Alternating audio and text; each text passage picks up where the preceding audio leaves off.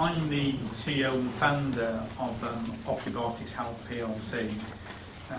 OptiBiotix Health PLC is very much focused on modifying the human microbiome to prevent, manage and treat human disease. I'll come to the detail of the human microbiome later, but in essence it's the microbes that you have within your body, within your gut, within your skin. So we'll touch on that in a bit more detail in the next few slides. But just to tell you a bit about myself, so I'm a scientist, a microbiologist by training. I've worked in healthcare for 30 years. I've been a director of a hospital. I've been the CEO and CSO of a number of startups, all of which I've taken to exit, either by trade sale or by IPO. And I've also been a director of 3M Healthcare. So unusually I've been a director of large corporates, public and private, and also a director and CEO of a number of startups, all of which have gone to exit. So that's my background.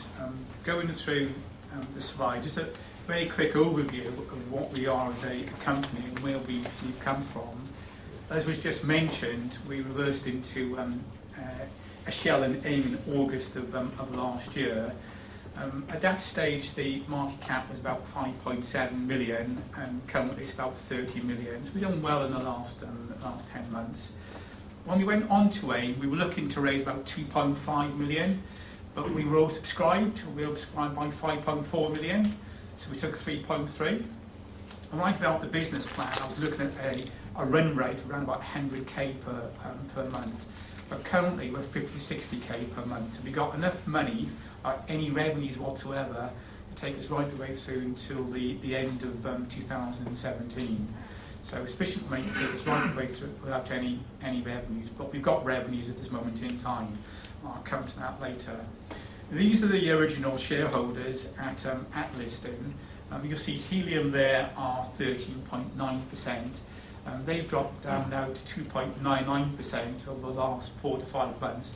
They've been rebalancing their portfolio. And you see the share price graph on the right-hand side raised about 40 pence and stuck there for the last 2 months or so. That's as Helium was selling shares. They were selling between 300 and 500k worth of shares every 3 to 4 weeks.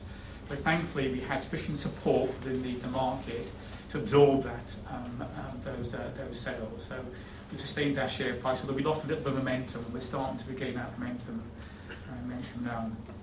The high's been as high as 43, but typically it's around about 41 pence. And progress has been good to date.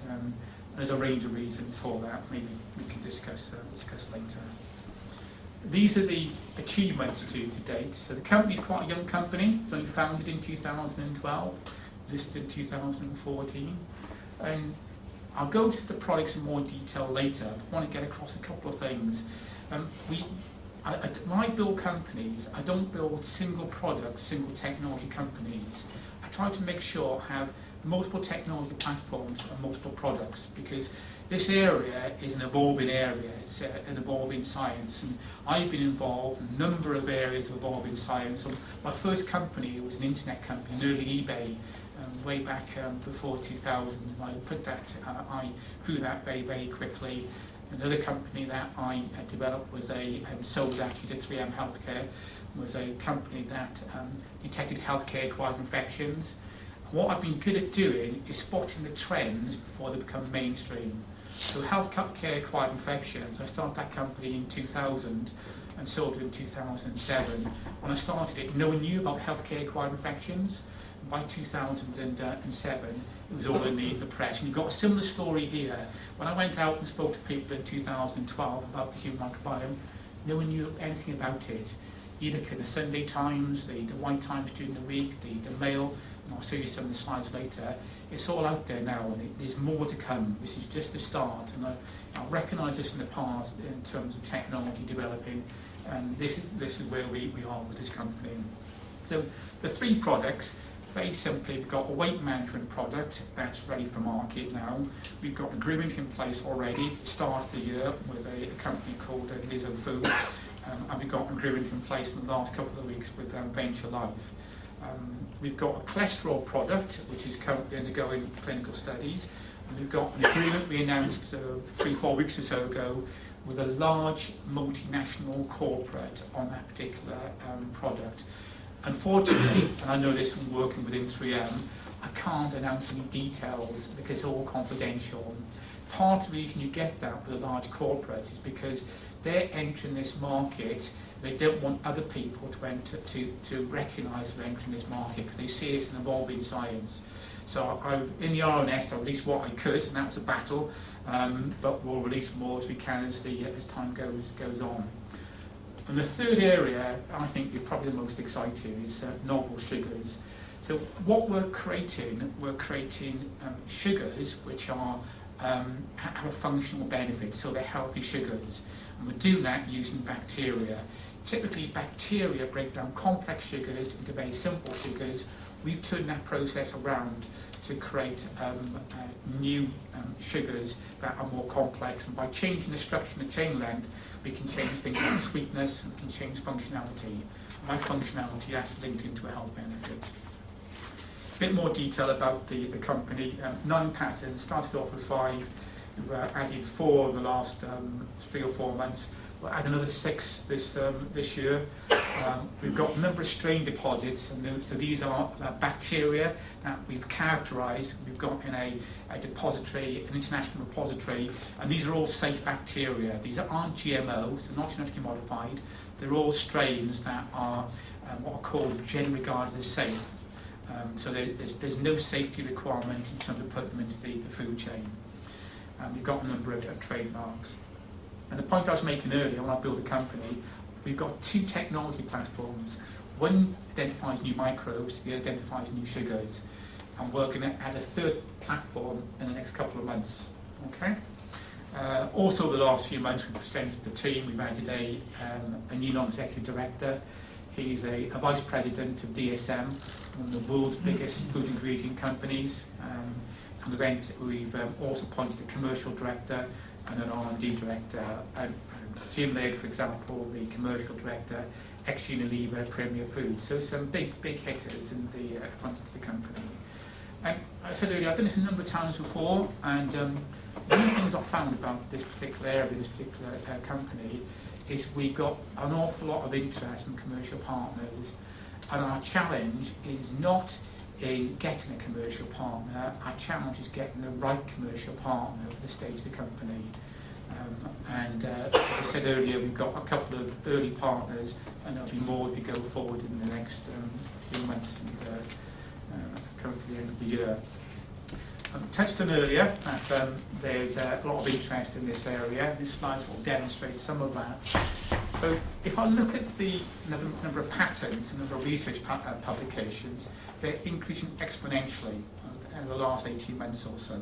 So lots of interest, lots of science taking place in this area. Now we're starting to enter mainstream in terms of the main scientific journals like Nature and the main business journals like The Economist. And over the last couple of months, you've got a lot more interest in from some of the media. So, for example, The Guardian, they published a little bit on the bugs in the human gut, may be used for anti-obesity treatment.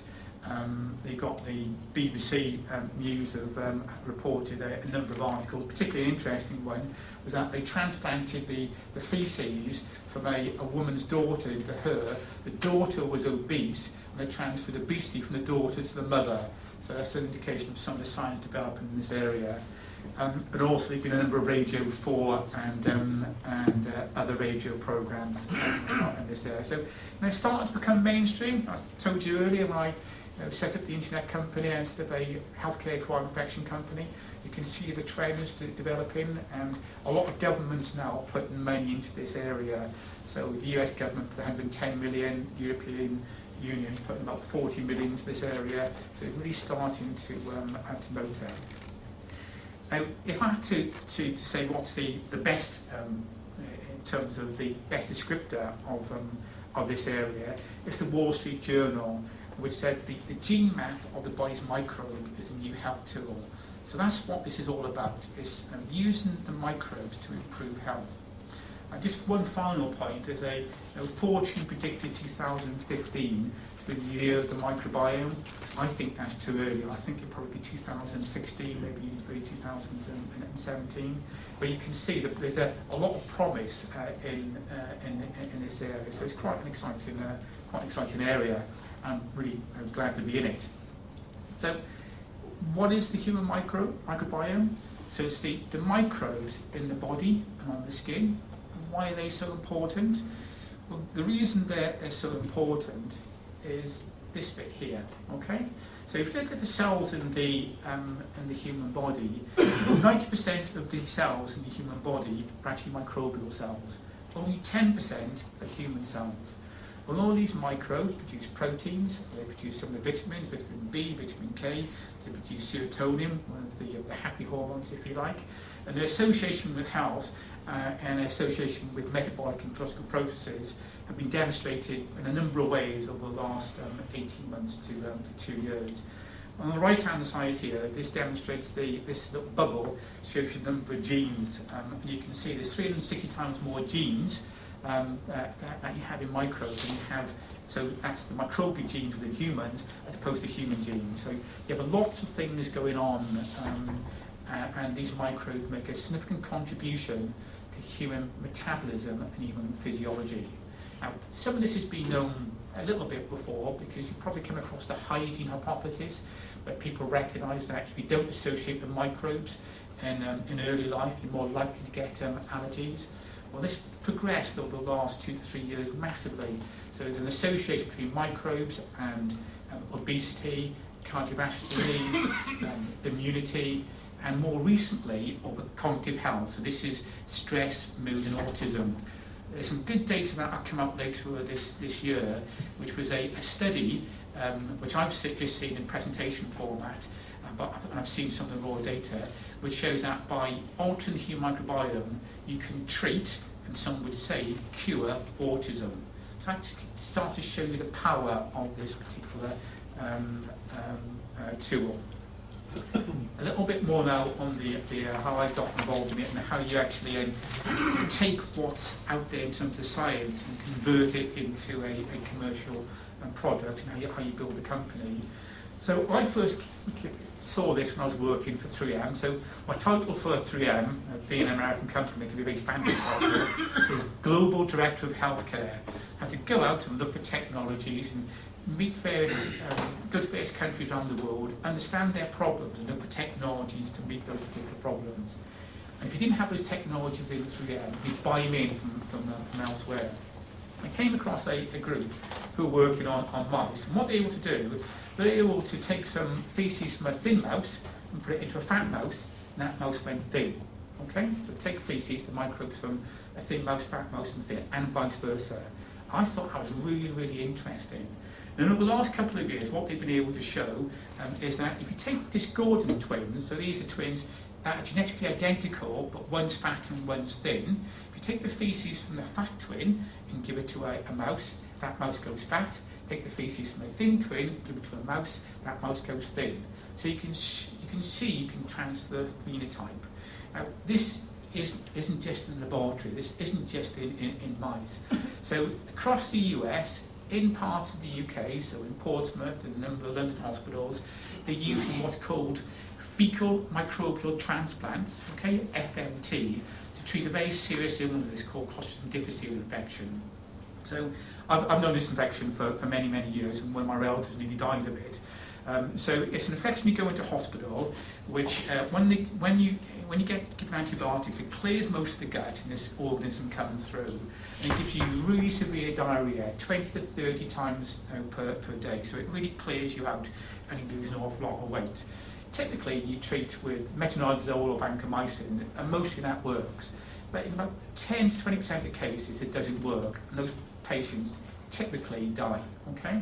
So what they've been able to do is take feces from people, give it to people who are suffering from Clostridium difficile infection and haven't recovered, and they find that they have a 97% cure rate. So a massive cure rate. And this is, as I say now, established and used commonly in hospitals across the US and across the UK. And funny enough, I first got involved in this. I did some work for a number of pharma companies out in Russia in the 1980s. Whenever you went to hospital in Russia, they took feces from you if you went for gut surgery, and after gut surgery, they would give you back your feces. But whereas in Western societies, they give it back to you either in a capsule or in a very filtered format. In Russia, they got a big tube and they shoved it up your backside. So there's a more, what's just a good way of doing it? So we advanced from them, but the idea was there with the Russia back in the 1980s. So the science is quite well developed now, improving a number of areas. The question then was, where do I go? Do I go to pharma or food? So pharma, a fair degree of knowledge of pharma, but it's high risk, it's a new science this, and the regulations are quite high in pharma, and a new science in a high regulatory area I just felt was too risky, it required too much of a fundraise. And looking at the markets, so the food and beverage market in this particular area is 207 billion and growing in some parts of it at 20% per year. So to me, that was the market to prove the science in. It's a shorter route to market, requires less fundraise, and it's a lower risk. Now, that's not to say we won't go into pharma in the future, because all the platforms I'm developing are pharma platforms. But it's a simpler route to market, and lower cost and lower risk route to market. And I prefer to go there and then build from there to go to pharma, rather than have the high risk 7-8 year plan to go into pharma. So interesting times ahead. Looking at the bit more detail on the technology platforms, I won't give too much science here, but just briefly, what we're trying to do is modulate the human microbiome. So just to remind you, these are the microbes in the gut and on the skin. So by changing those microbes from bad microbes to good microbes and changing them around to proportions of those, you can have a big impact upon health. You can impact upon how the microbes harvest energy. So if me and you had a burger and I changed the microbial content, I could extract 10% more energy or 10% less energy from that burger, depending on the microbes in your gut.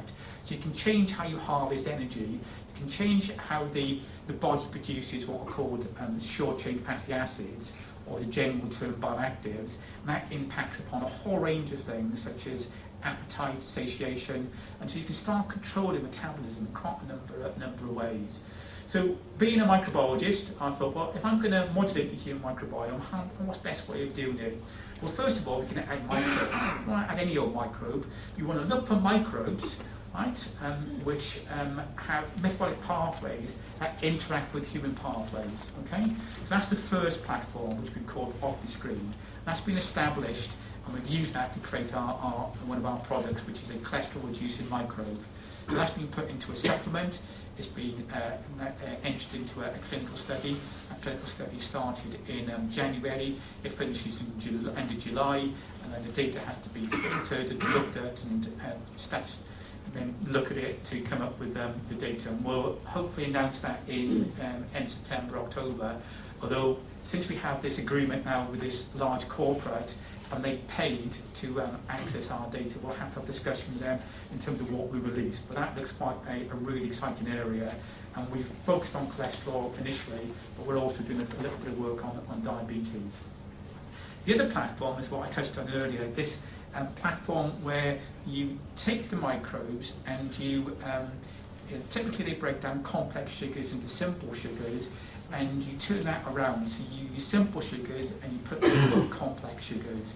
And by changing the length of those sugars and the structure of those sugars, you can change taste, you can change texture, and you can change their functionality. So you can get them to increase the growth rate of particular organisms. So you can use them to change the microbes you need. So this process adds new microbes. This process here takes the microbes you currently have in your gut and changes those around, changes the ratio of them. by changing the ratio, we can actually change how you harvest the energy and how you, what they produce in terms of short-chain fatty acids like butyrate and propionate, and start controlling things like appetite, potentially cancer and some other areas. So these are really exciting areas. And the other thing I haven't mentioned, which is probably worthwhile pointing out, is I've got these two platforms, and these two platforms are complementary, so they overlap in a high number of areas. So I can take a microbe and a sugar, put those together, and create what I call an OptiBiotix. So this is real cutting-edge stuff, totally very, very new. It's an optimized strain and sugar. So that creates new opportunities. So two distinct platforms, overlapping, and what I always try to do is diversify risk, because this is an evolving science and there's an element of risk to it. So you try to diversify that risk by having your different technology platforms, your different products, different levels of risk. And that also creates multiple product and multiple partnering opportunities. And the challenge we have is that there's so many people to speak to and so many people interested in this area, trying to get the right people for the right area and making sure there's not too much of an overlap. Okay. Moving on to the products, and so these products are outlined in terms of where they are in the development process, and also you'll see here the level of risk. So just to go into a bit more detail, I'm just checking my time, plenty of time. So the first product is not my science. Okay, what I've done, I've commissioned a number of the key opinion leaders who are experts in this field, and I said, the first guy was a guy called Prof. Jason Halford from Liverpool University, and he's an expert in satiation. He's the chair of the Obesity Society, and I said, I'll pay a certain amount of money to go out and look at the clinical evidence base for compounds that can impact upon satiation. I commissioned a guy called Prof. Bob Rastall, who's an expert on ingredients that alter the human microbiome, to do something very similar. I put both those reports together. I went to Sheffield University and I said, they have a food innovation unit, and I said, I want you to look at these two reports and come up with a formulation which is synergistic. So 1 + 1 = 3 rather than 1 + 1 = 2, okay? And it has to act in different parts of the body, and they have to act in different ways. And they've created this formulation which acts in different parts of the body in different ways and is scientifically validated. So the individual ingredients are all scientifically validated, but the formulation isn't validated, and all in human studies, okay? And that's the group we set up very early with Nizo for yogurts. And actually, the interesting thing about the yogurt agreement, that wasn't in our mission document. That just came out of the blue, just in speaking to groups. Also with Venture Life, we've got a good agreement with them. They're great partners to take this forward. And we've got a number of other partners we're speaking to take this and put it into other foods, so for example into snack bars and into other non-dairy drinks. So some big opportunities there.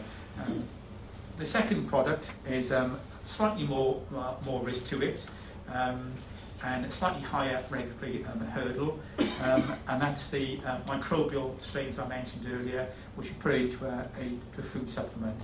So that's a little capsule, has 0.1 grams of the organism in it, and you take that once a day. And our in vitro, these are laboratory studies, we're able to show a reduction in cholesterol of between 71 and 82%, so massive reductions in cholesterol. But that doesn't mean to say that will transfer into the clinic. But the mechanism of this is well established, so we know how it works, and we know that the higher the cholesterol level, the greater its activity. And we'll see the data we get from the clinical studies in September time. But this is the area to me where you have the highest level of risk. I call it here high risk. I have to say, over the last 2 months, we've massively reduced that risk. We've been able to prove we can produce these sugars. We've been able to prove that we can take these sugars and we can alter the microbial growth and increase the growth of some and not of others. And we're taking that forward with for a number of groups. And that looks exciting. And if I have to say to you, if you ask me, what was the area of most interest from the large corporates, it would be that, okay? Because this will change the nature of health. So currently, most diet compounds is saying, okay, or diet products, they're saying, look, let's take out the sugar, let's take out the fat, okay? It has no functional benefit. And it's a bit, so there's a couple of yogurts out there that are called diet or weight management yogurts. And the regulators say, well, hang on a second, how can you call a diet yogurt or weight management yogurt? Well, you've done introduced the sugar. That's the argument. Well, water's a diet product. So what we're trying to do is replace the sugars that are in there currently with functional sugars. So they have a functional benefit. They actually have an active ingredient that works. So they're sweet and they work. So healthy sugars. So that's the manana, if you like that. That's what we're looking for. That's a holy grail. That's what we're looking for. And we're well on that path. We've got a lot of progress. Initially it was a vision, but it's become more and more tangible each week and each month as we work on that. Very, very exciting. Just to sort of look through the vision and strategy, partner with food and health and wellbeing companies, start that process. Everything we do, we focus on value-added activities. So I said earlier, we've got a low cash burn. So because we're taking investors' money, you always have to ask the question, if you do something, does it add value in the short or long term? If it doesn't, then don't do it. If we don't build up a lot of infrastructure, we use the funds that we have for value-added activities. We take pure research and we focus on product development. Very, very capital efficient, very low fixed cost, and we're building up the IP. And the other key thing, this model that we've developed, this business model, is scalable. All our technology platforms are also focused on metabolic health currently. They can move into other areas, and we will move into other areas in the near future because other opportunities are rising. Companies come to us and say, I see what you're doing. Can you apply this into this area? And we'll have a discussion with those. So we'll extend that into other areas as we go forward. I won't go to the detail up here, but these are some examples of the commercial partnerships. So our business model is not to create infrastructure and to sell products. Our business model is to have licensing deals or to sell ingredients, okay, to work with people to sell those products. So these are some of the examples that are out there. So Chromadex was a supply deal, so that was 62 million, that was in 2014. And these are typical strain type of agreements, and typical royalties around about 5 to 10%. And the sort of discussions we've been having are sort of 7 to 8%. But you can see, so this strain here I know reasonably well, and I think the strain we have currently for the cholesterol product is better characterised than this particular strain. So you can start to get an idea of the value of some of these particular strains. Moving on to the board structure, quite a lot of big hitters here. David Evans, well known in the investment community. I guess a lot of you follow him. HM in the year 2009. Adam Reynolds, well known in the city. Jim Legg mentioned, he joined us from Premier Foods and previous Unilever. Gareth Barker, he's the non-executive director from DSM, and then myself. So all fairly experienced, and we have multiple transactions amongst us, probably 40 or 50 different transactions in terms of acquisitions, sales, trade sales, etc. Just want to touch on this for a few minutes before I finished. So this is our outlook. This is where we're looking towards the future. I mentioned earlier that there's a lot of research, media, and public interest in microbiome. That's going to continue. Fortune said 2015. I think we get lots and lots of this over the next 12 to 18 months. That work on fecal transplants will come through. Autism I touched on earlier. Lots of stuff on this. Aging. There's been really good stuff on aging. So if you look at people, centurions, the people who are healthy beyond 100 have a microbiome very similar to people in their 40s and 50s.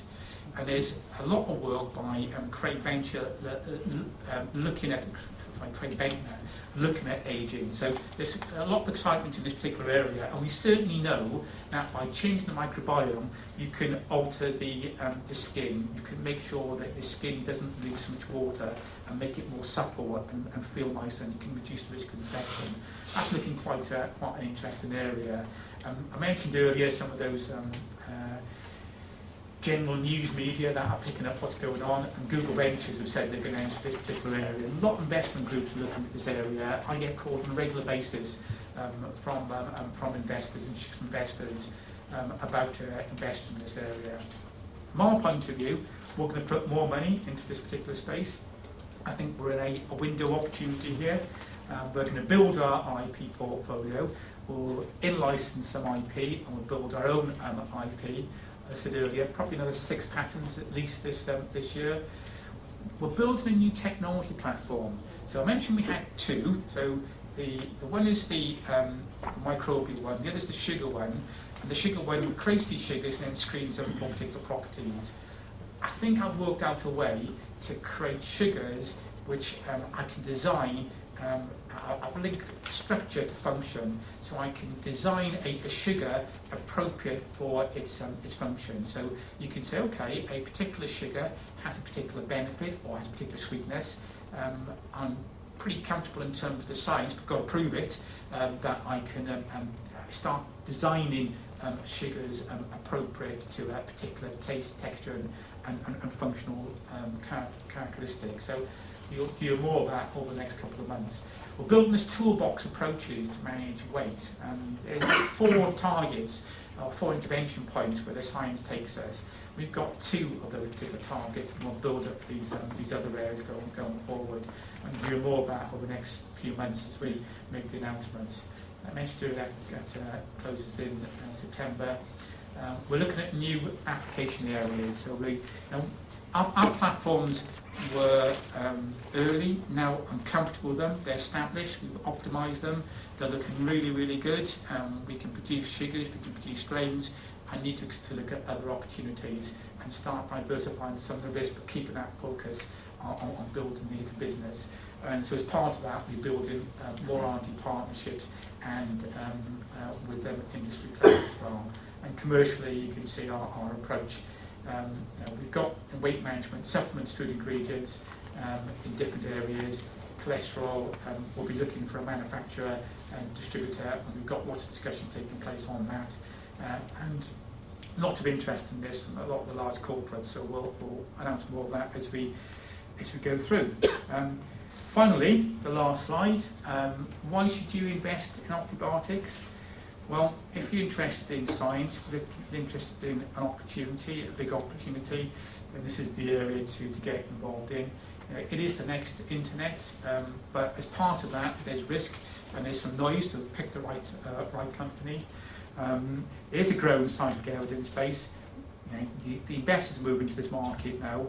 There's lots of corporate interest. Just today, Danone said they're interested in this area. DuPont have shown an interest. GSK, J&J, all are moving into this area. So a really big area that people are moving into. We focus very much on chronic lifestyle diseases. These are large markets and they're growing. Now, we're getting bigger, we're getting more sedentary. The cost of calories is very low, so there's a big issue here. We are ahead of the curve. Now, we're a couple of years ahead of the curve currently, so we're starting to attract an awful lot of interest. And as people become more involved or aware of this, then I'm sure we'll have more knocking at our door. Very good management team. We've taken the lowest cost, lowest regulatory route to market to establish products, but we can move into other areas. The technology is scalable. We've done well to date, 8 pence to 40 pence in 10 months, but I think it's the start of the opportunity. I think as we go forward, there are bigger opportunities as we start to commercialise. And we've got £2.6 million worth of cash left, which take us through to the end of 2017 if we don't have any revenues whatsoever, but we've got some coming through now. And finally, don't believe me, believe these guys. So Forbes has said OptiBiotix is one of the 4 AIM stocks set for fantastic 2015. They've been right to date, so hopefully there's more to come. And Andrew Hall of Interactive Investors said OptiBiotix is one of the top 5 AIM stocks for 2015. So it can't all be wrong. So thanks very much for listening.